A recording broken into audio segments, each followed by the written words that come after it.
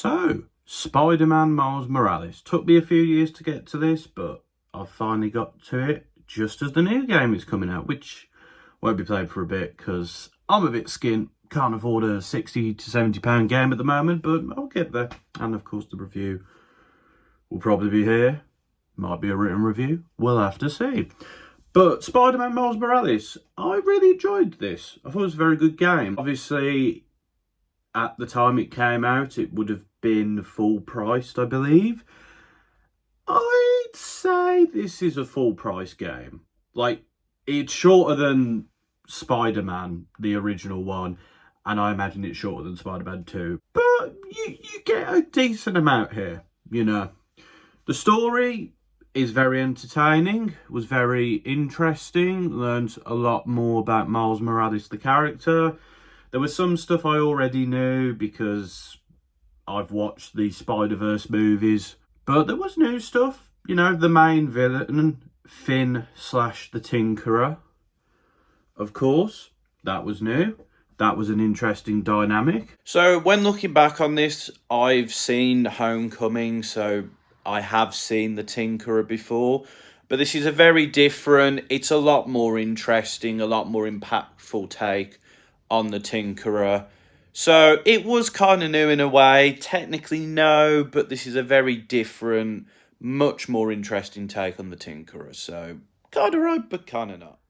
Ganke, I don't believe is in the Spider-Verse stuff, but he was a cool little sidekick guy in the chair type of character. So he was cool. And yeah, all the performances here by everyone is good. Miles is great. His mum is very interesting.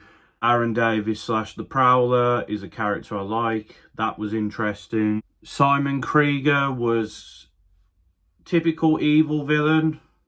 There wasn't too much to say about him, but it was a good performance. Yeah, that's pretty much all the main characters, really. They all, as I said, they all did their jobs. Miles is an entertaining Spider-Man. I like the differences in the powers. That makes for a bit of a different dynamic with the like electrical powers and the disappearing powers. That made for good gameplay. The gameplay is, of course, it's a little bit similar, but these new powers give it a bit of variety, and what was already there was very fun. Web swinging is fun. The ability to sort of do spins and tricks makes it funner. And the electric powers allow you to go faster, which is cool. It makes the game a little bit more... It adds that little bit extra for you to go, yeah, this is good. This is good.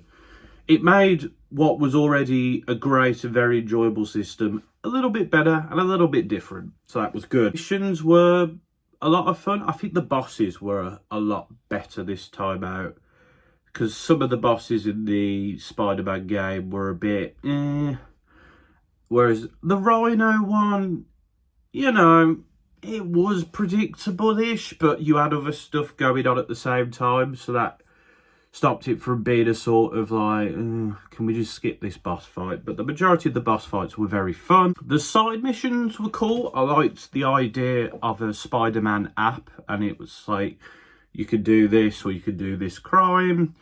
That was fun. That gave us side characters, explored those a bit more, explored characters that were kind of minor in the first game, gave that a bit more exploration.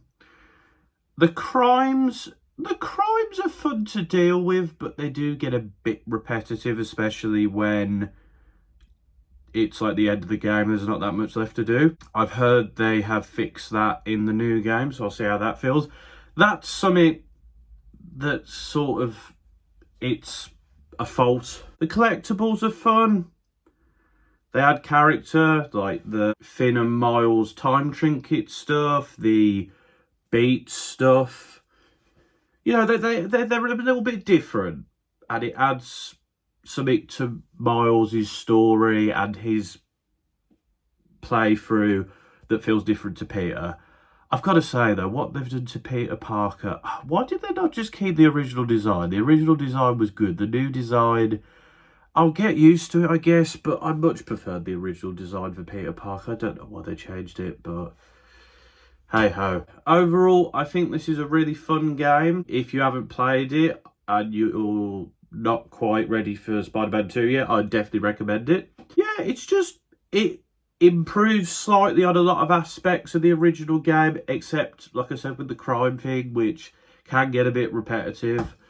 But yeah, no, it's a fun little segue between the two mainline games. Miles' his story is interesting and it was fun to follow. And yeah, this game just, it's a lot of fun. It's enjoyable, it's interesting, and it's a very good open world game. Overall, I'd give it, I'm somewhere between an 8 and an 8.5, I'd say, overall. Yeah, I think that's fair. But yeah, if you like Spider-Man, go get it.